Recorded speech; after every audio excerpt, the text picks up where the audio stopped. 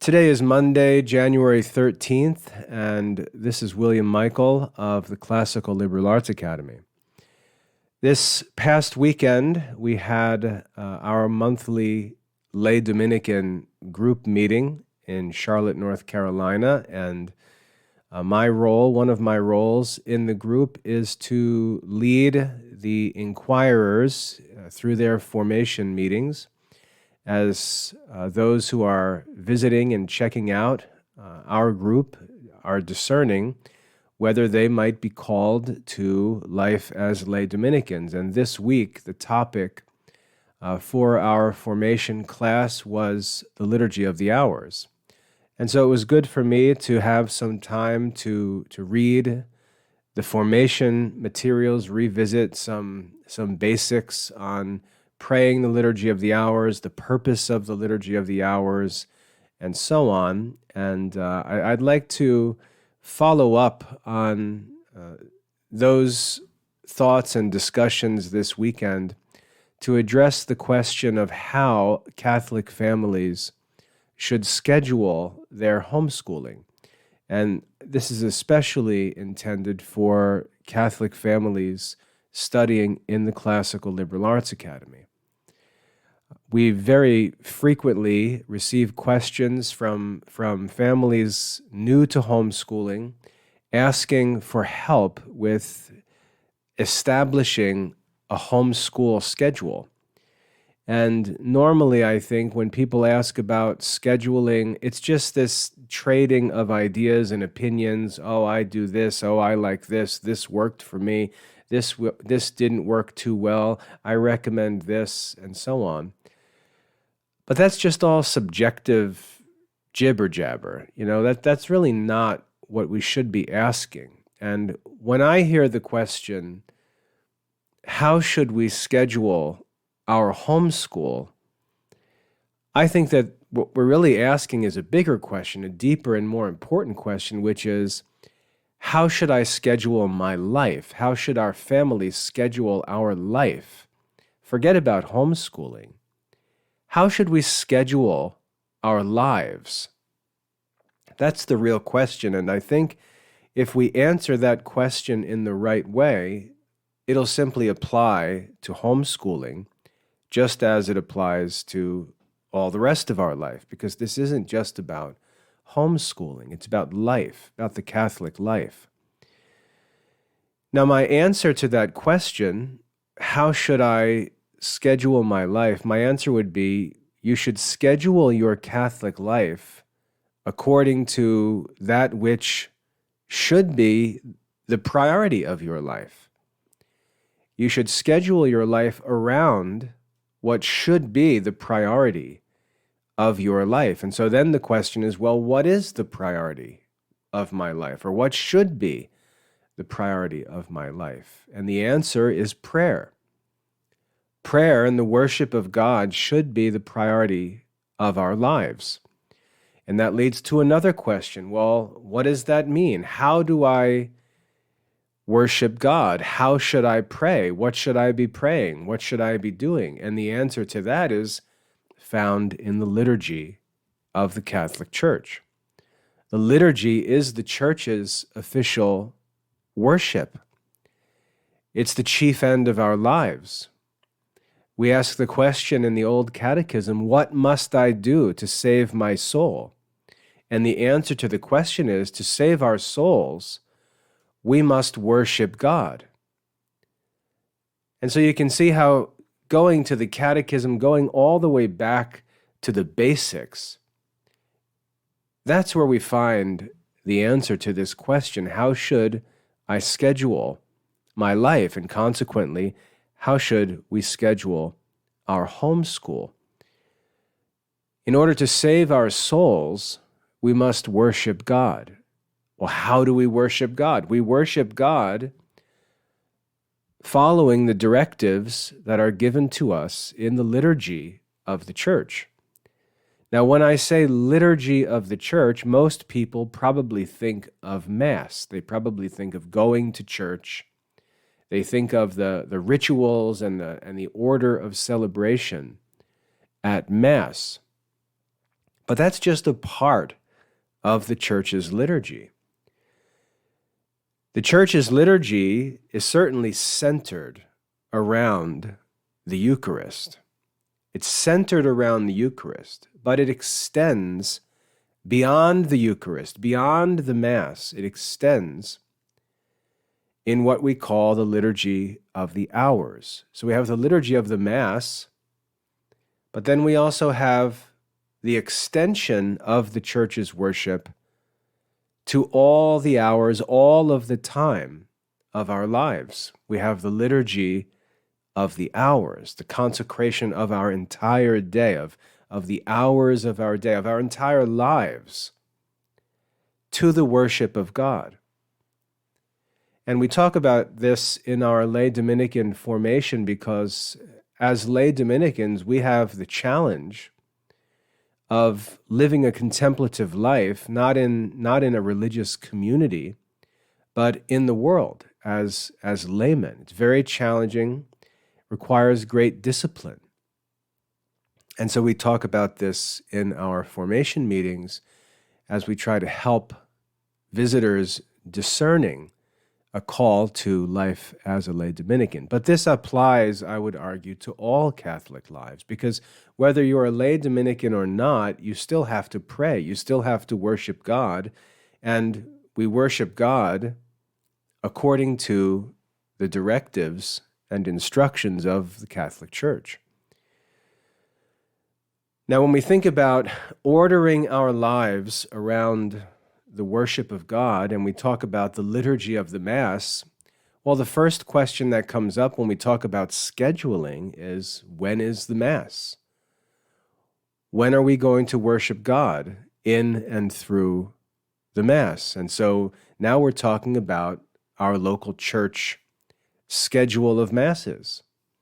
And so we can say, well, Sunday morning, 10 o'clock, we go to Mass, and that's great, but there's Masses all week long. In our parish, there's Monday morning, Tuesday morning, Wednesday evening, Thursday morning, Friday morning, Saturday evening, Sunday morning.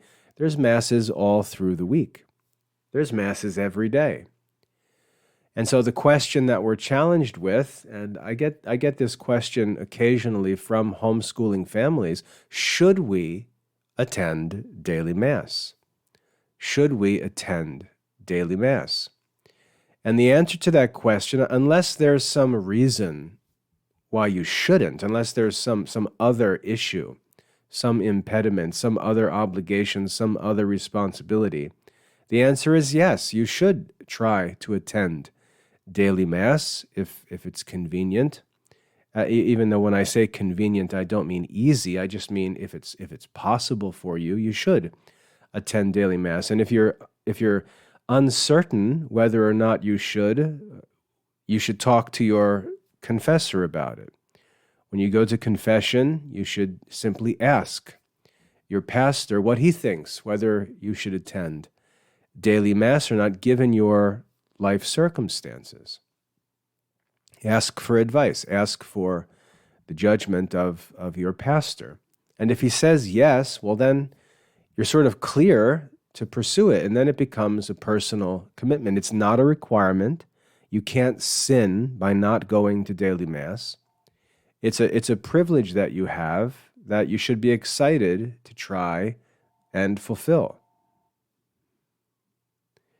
So the question of attending daily Mass is the first question that we have with respect to the liturgy, but then it extends to the liturgy of the hours, as I said. So identifying the times when Mass is offered at your local parish would be a good starting point for organizing your daily and weekly schedule.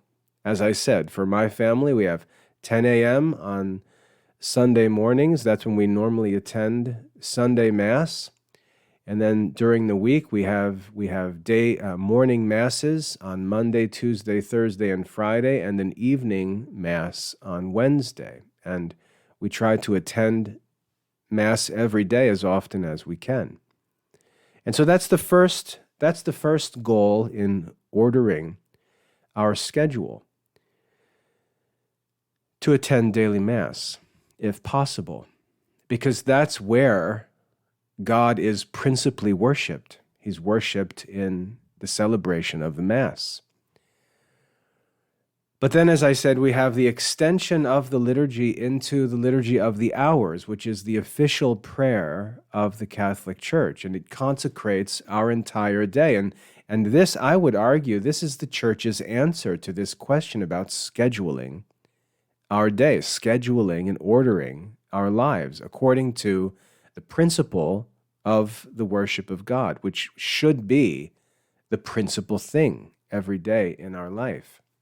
And so when we look at what the Church has provided us with in terms of the Liturgy of the Hours, we have an answer to that question: how should we schedule our day? That's much more satisfying and substantial than different opinions from different people based on their preferences and experiences and so on. When we talk about scheduling, often, especially for homeschool families, for stay-at-home mothers and so on, we find that the day is organized not around prayer or worship, but around meals or around nap times and things like that. And I don't know that we really want to say that my day, my life, my time is ordered around meals or chores or naps and so on. I want something more substantial than that, something more significant. And so I can say my life, my day, is ordered around the official prayer and worship of the Catholic Church, of Christ's Church. My day, my family's day, my children's day is ordered around the Church's worship, around the liturgy. That's substantial. That's significant. That's worth sacrificing for. That's worth getting up early for. That's worth keeping a schedule for, to be able to say, my day is ordered around the official prayer and worship, the liturgy of the Catholic Church. So when we look to, or look beyond the liturgy of the Mass, when we look to the liturgy of the hours, again, the official prayer of the Catholic Church, to which all Catholics are called, we have a schedule given to us by the Church, a very ancient system of prayers to order our lives. We have this in the Liturgy of the Hours. So if we look at the Liturgy of the Hours, we find natural, or I should say supernatural, breaking points that order our day. And what's great about the Liturgy of the Hours is that the hours of prayer harmonize with the hours of the natural world. And so we can see how it brings an order to our lives that's beautiful and natural and even, as I said, supernatural or spiritual. So we can order our lives according to the highest possible principles. And what the Church gives us in the Liturgy of the Hours is a series of offices or prayers that divide our day into periods. And so we consecrate each period of our life with an hour of prayer. And by hour, I don't mean 60 minutes. I just mean a time of prayer.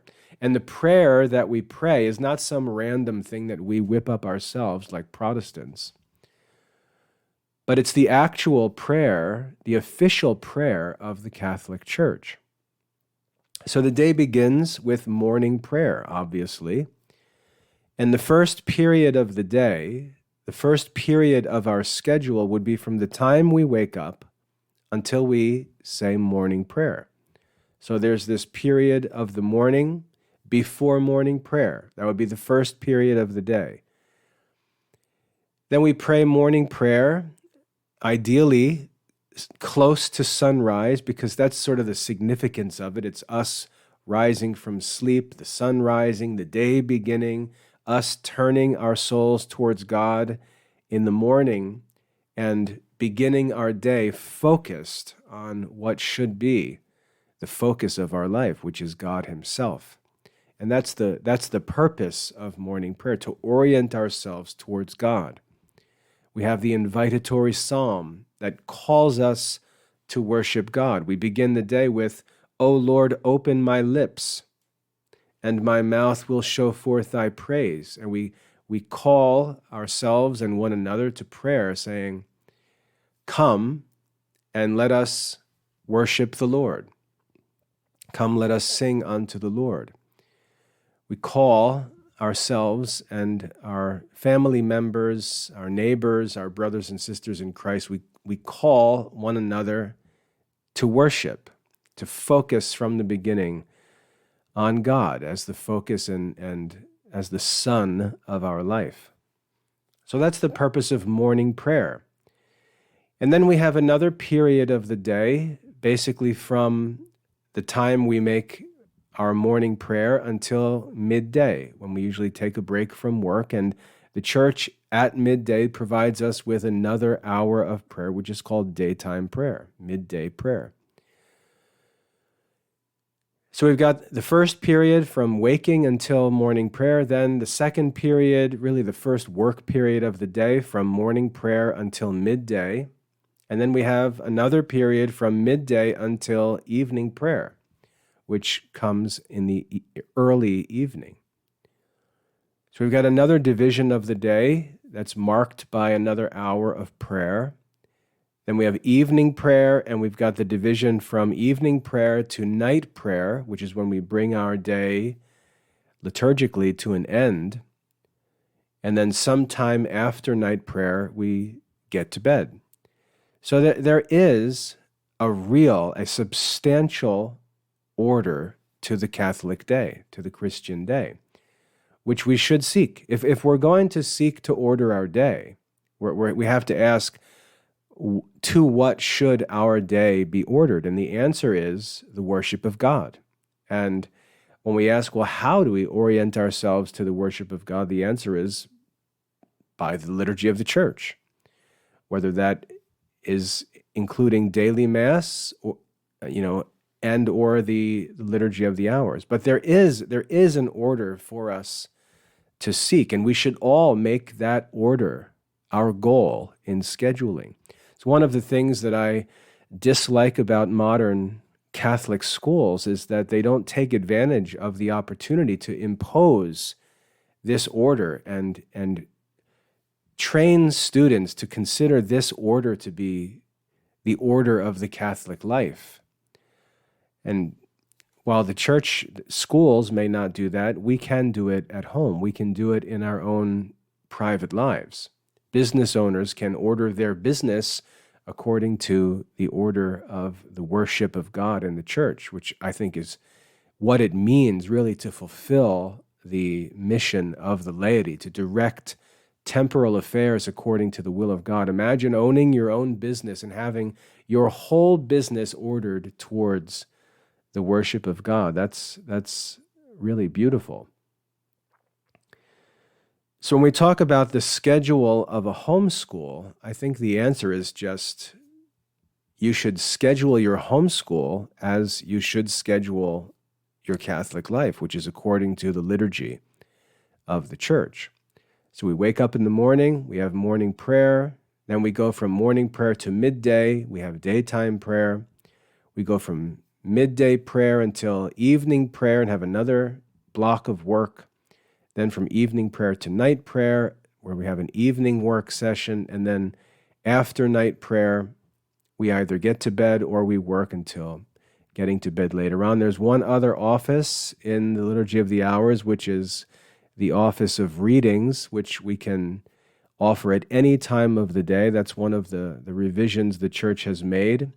So the office of readings, if we wish to make it, we can offer it any time it's convenient. It could be when we first wake up in the morning. It could be before we go to bed at night. It could be in the afternoon. We get some spare time, and we have a window of time where we can sneak away and pray the office of readings. But that's how the day would be naturally divided according to the liturgy of the Mass and of the hours.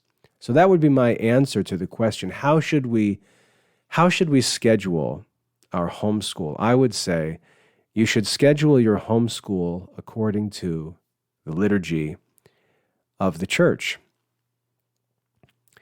So we can start there with a general framework. And notice that I haven't said anything about any subjects or courses or anything academic.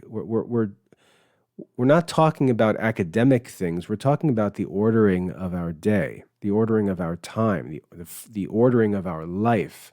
What are our priorities? Our priorities are not academic. Just like our priorities are not meal times or chores or nap times. Our priorities are spiritual. Our priorities should be oriented around worship and prayer. And so our day should be scheduled according to the liturgy of the church. Now, once we have that schedule, once we establish those pillars of our daily schedule, we can now start to fine-tune things. We can now start to actually set things in different places and have a significant, a satisfying order to our day. So we could say, well, the day breaks down really into 3 periods. We have this morning period from morning prayer to midday prayer. That's block number 1.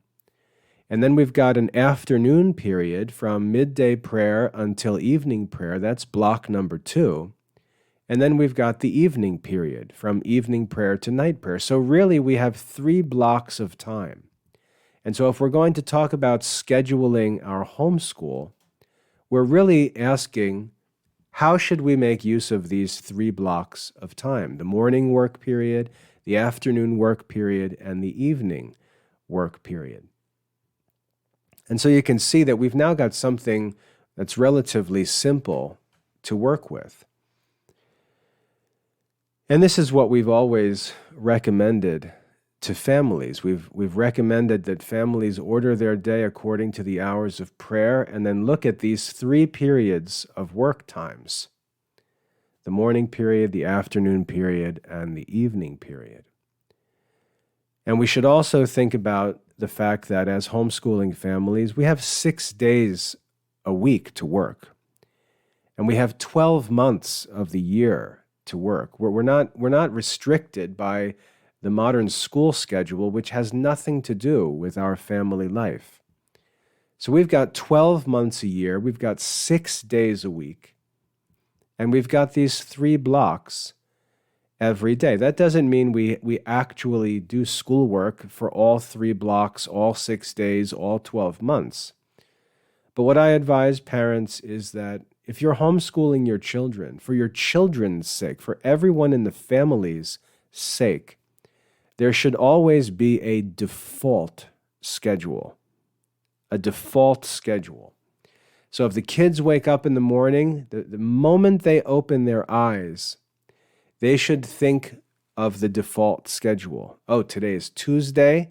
We're going to do this, this, this, and this. The first thing we're going to do is have morning prayer.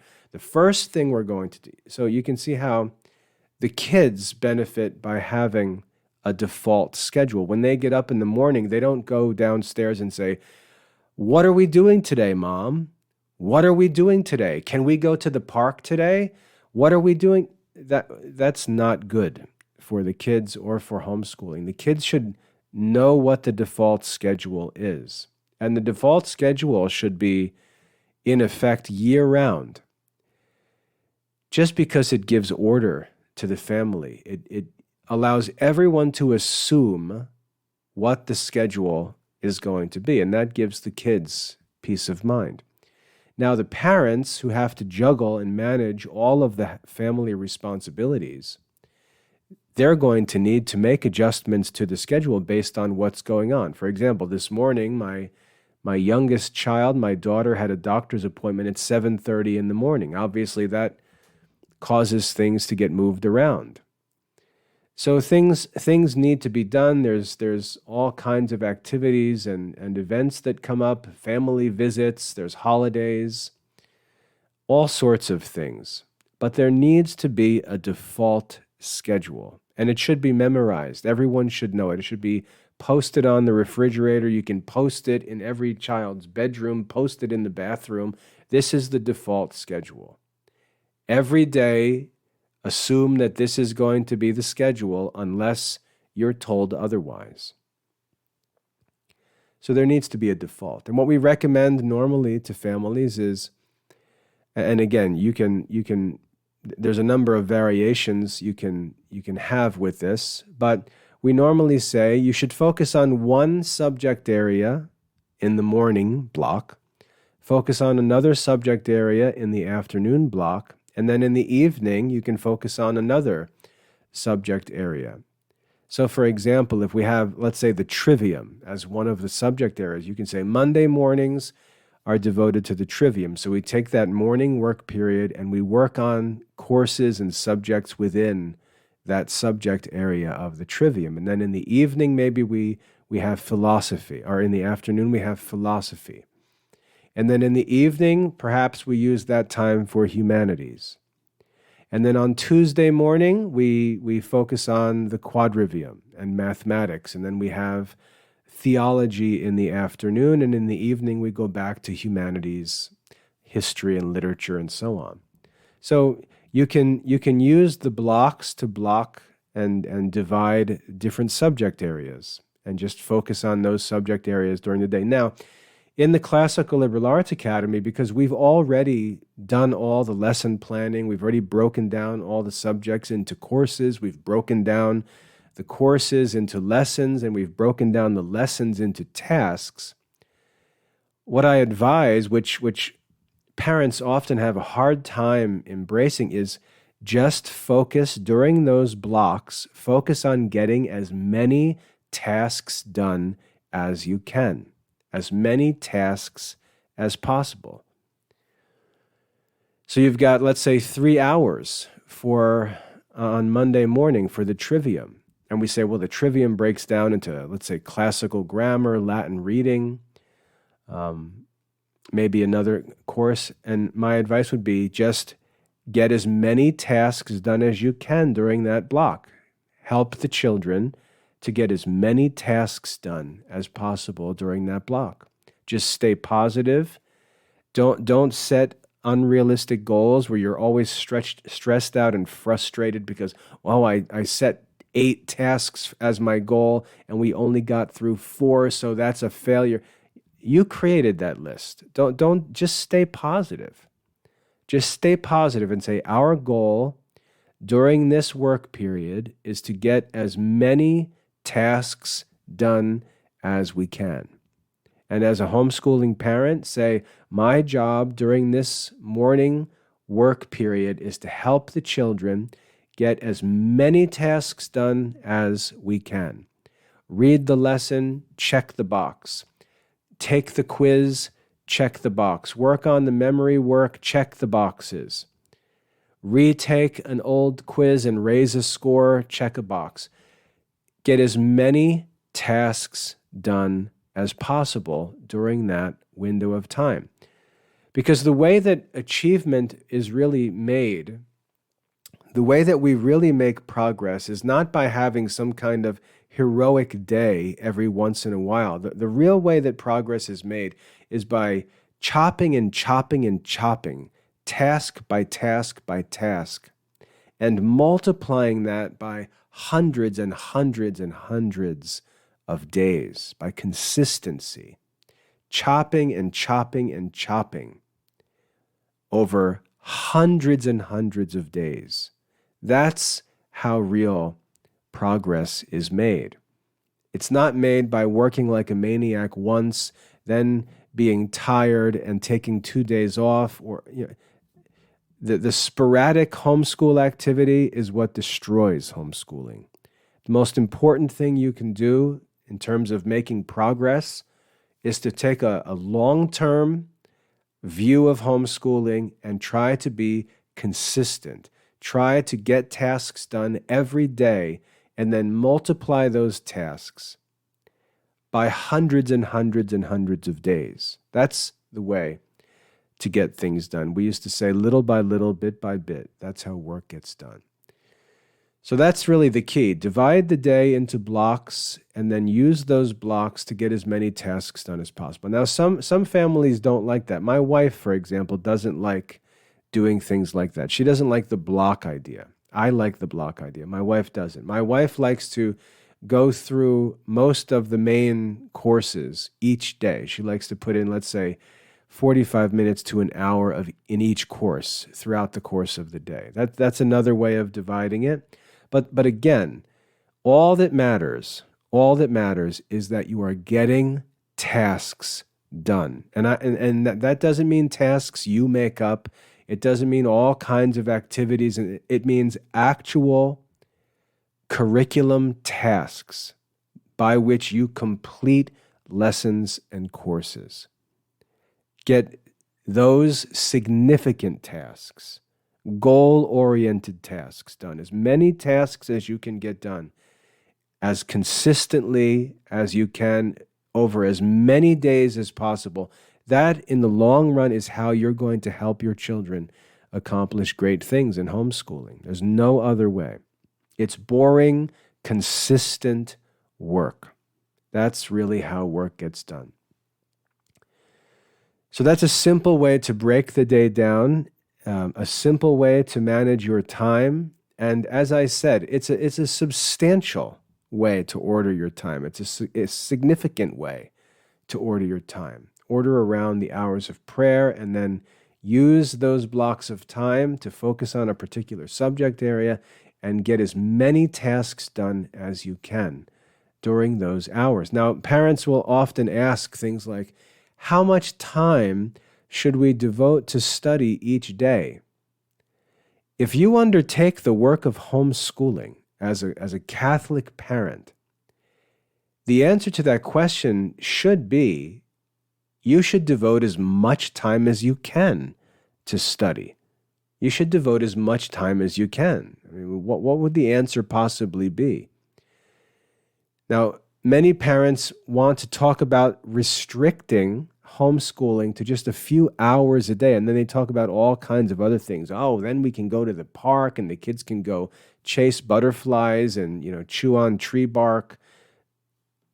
Okay, you can do whatever you want, but really you should be studying as much as possible with this focus of always getting as many tasks done as you can each day and multiplying that by as many days as you can each year. That's really the only right answer for how much time should we spend on homeschooling.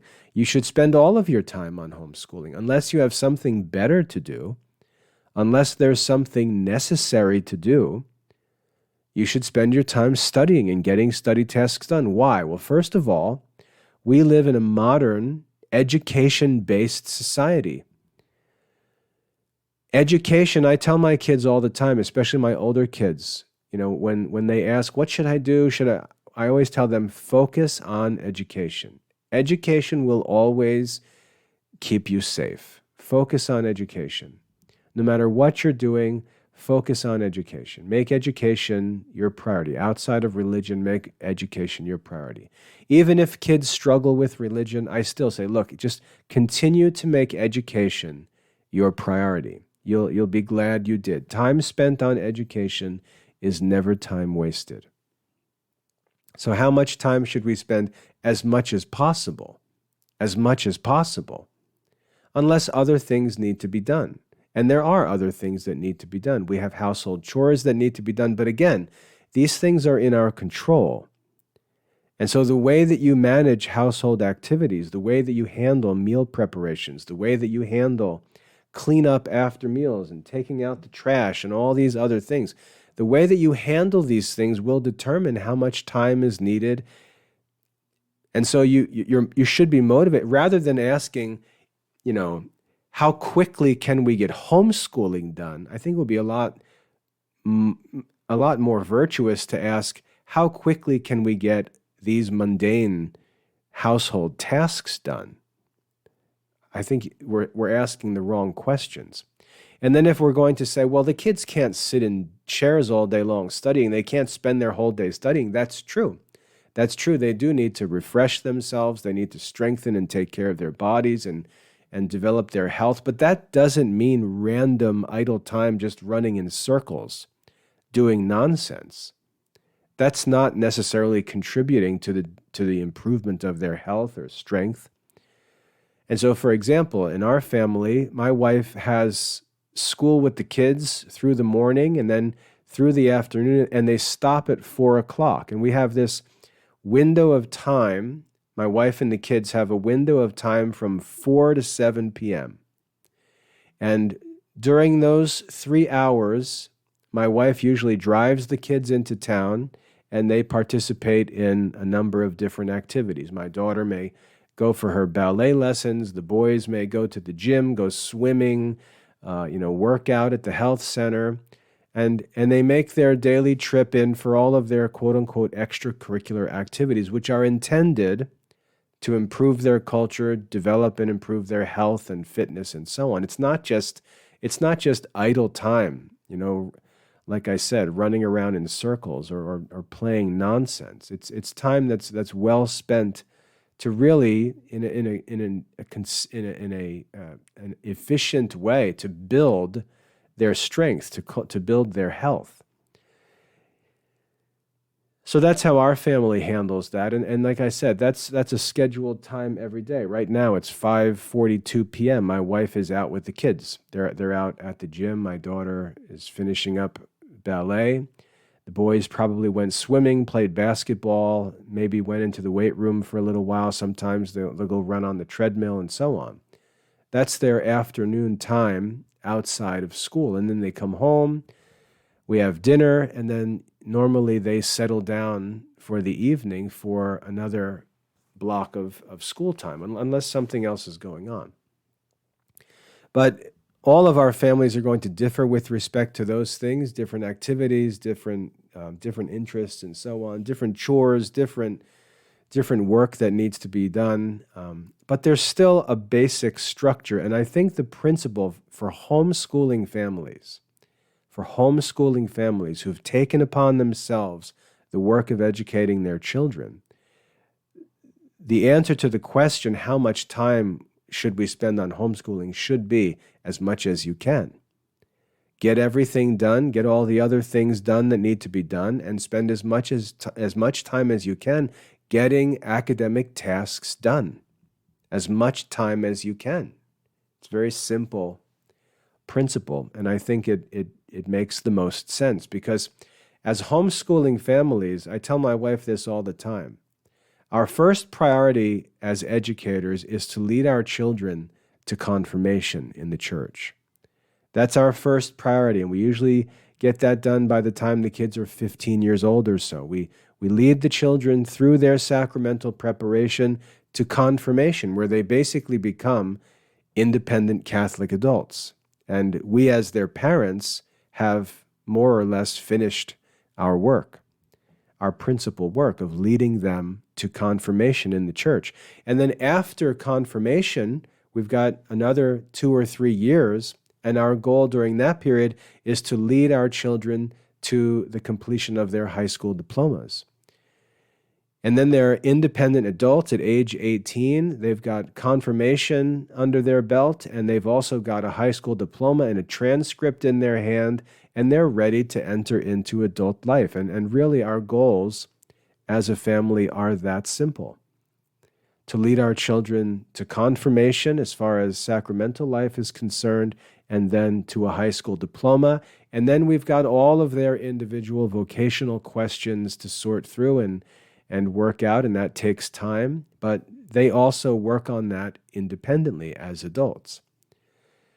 So keep things simple. Now, when you think about that and you think, well, my goal is to lead my children, since we're homeschooling, lead them to the completion of a high school diploma.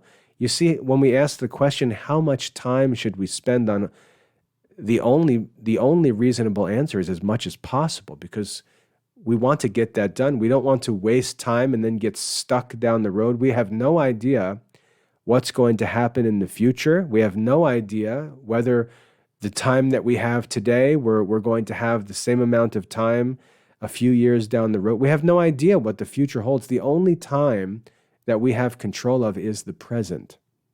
And since we've undertaken this work of educating our children, we've got to devote all the time that we have to that. And if in God's providence it turns out that everything is fine and we've got lots of time later on and our kids are ahead of schedule and doing great with it, well, that's a good problem to have. But we don't want to have the other problem where we goofed around and wasted time when the kids were young doing things that really weren't necessary. And then all of a sudden we've got 17-year-old kids who are 3 years away from being prepared to have a high school diploma. And many homeschool families get themselves into that situation. Just waste so much time. Going to the homeschool co-op group doesn't necessarily get any necessary tasks done. And so we've got to make decisions as to what we should do with our time. And my answer to that question is get as many tasks done as you can every day, because we don't know what the future holds. And if we're going to have a problem in the future, let the problem be that we've gotten so much done that we don't know what to do. That's a good problem to have. But anyway, as far as scheduling homeschooling goes, it's very simple. And it's the same principle for every family with kids of any age. My advice to summarize this is order your day according to the worship of God, following the directives of the liturgy of the church, both with respect to Mass and the liturgy of the hours. That leaves us with a few blocks of time to manage. And then we can decide what we're going to do during the morning block, what during the afternoon block, what during the evening block. And we're just working on managing those blocks of time. Everything else is set. All the other pillars are, hopefully, if we can, they're unmovable. And we have that order and discipline in our life. And we're just talking about managing 3 blocks of time each day. So my advice, and this is what I share when parents contact me, is that the first thing you've got to do is sit down together as a husband and wife and determine what your goals are in education. What are your goals? And then allow your goals to make all of the decisions for you. If you have intelligent goals, all of the minor questions of homeschooling, what should the kids study? What books or programs should they use? How should we study? Should we do this? Should we do that? What should we do when? All of those practical questions can only be answered when goals have been established. And most parents, if I were to press them to share with me their goals, are not prepared to talk about scheduling and other practical decisions. They really have never worked out their goals. And so for most parents, the reason why you're asking questions about scheduling is because you don't have your goals figured out. Because if you had your goals figured out, your goals would be answering your questions about scheduling. So I would advise you to start by making sure you've got your goals nailed down together as parents, and then allow your goals to turn into objectives, which are sort of like minor goals or subordinate goals, intermediate steps that you can then focus on. And then from there, you break intermediate goals down into tasks. And then day by day, you focus on getting tasks done. And again, in the Classical Liberal Arts Academy, we've already done this work. We've already established the goals of Catholic education, of classical education. We've broken that down into the objectives, which are all the different courses and subjects. And we've broken all of that down, even down to the task level in the study plans that we make available, so that you as parents with your children can just focus on getting tasks done during available time blocks. So it's really very easy. And I'm not sure other homeschool programs break things down like that for students. It takes a lot of work. I would argue that that's one of the principal works that a school administrator should do for the sake of his students and their parents. And I've done that in the Classical Liberal Arts Academy. But We really need to focus on getting as many tasks done as we can in as many subjects, as many courses as we can. That's really what allows our kids to make progress. So, how to organize the schedule? Follow the liturgy. How to schedule our homeschool? Use the 3 blocks of time that the Liturgy of the Hours leaves us with. Use those 3 blocks to get as many tasks done, and then try to be as consistent as possible, as many days of the year as possible. That doesn't mean making everyone miserable, but if you can, study and get as many tasks done as you can. If you need time to take off, if there's families visiting, a holiday time, dad's off from work and you go on a vacation, that's no problem. If you're studying year-round and the family knows the default schedule, it's no problem postponing things, taking days off, taking time off.